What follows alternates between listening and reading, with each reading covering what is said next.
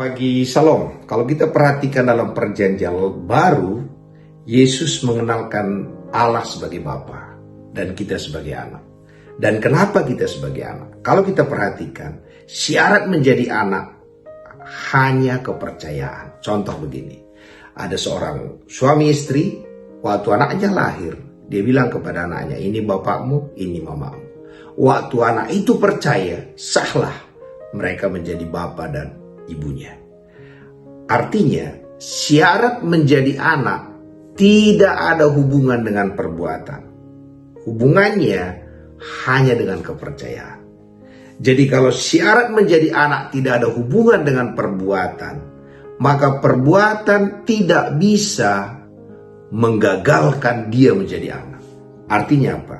Sejahat apapun anaknya atau sebaik apapun anaknya, orang tuanya tetap kekal. Kecuali anak itu mengingkari itu orang tuanya, atau anak itu tidak mempercayai orang tuanya itu adalah benar-benar orang tuanya. Jadi syarat menjadi anak jangan hubungkan dengan perbuatan. Tidak ada. Tidak ada hubungannya. Hubungannya hanya dengan kepercayaan. Maka Alkitab mengatakan percaya saja. Tapi kita karena kita selalu ambil posisi budak, posisi karyawan. Karyawan itu kalau dia melakukan yang baik, dia dikasih gaji. Kita udah terbiasa dengan itu. Sehingga kemarin saya katakan anak yang di rumah itu apa katanya? Telah bertahun-tahun aku kerja di rumah papa. Itu sebenarnya sampai hari ini dalam mindset kita.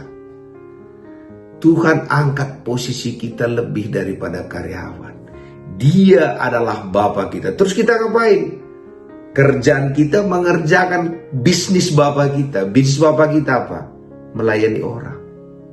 Jadi semakin kita mengenal Tuhan, semakin kita mengenal Dia sebagai Bapa, maka kita akan sama seperti Dia, mengasihi orang.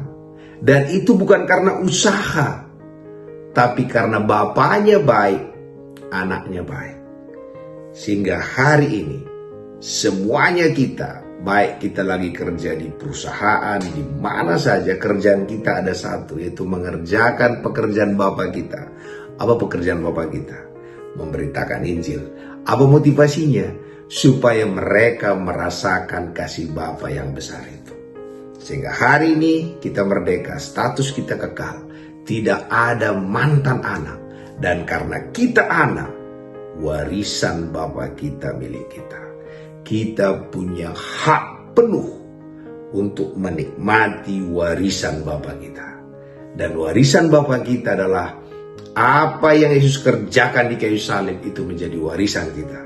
Dia sudah kerjakan membayar sakit penyakit.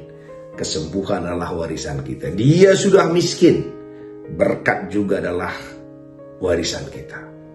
Tapi bolehkah kita nggak pakai? Boleh. Jadi kalau ada orang memakai warisan orang tuanya, jangan saudara mengkritikin. Jangan katakan, wah dia kaya gara-gara warisan orang tuanya.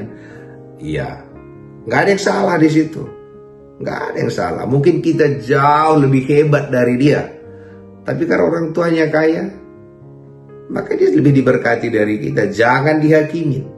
Orang yang mengandalkan kekayaan orang tuanya, kita nggak punya hak menghakimi. Luar biasanya kita memiliki Bapa yang sama. Jangan seperti anak yang hilang itu.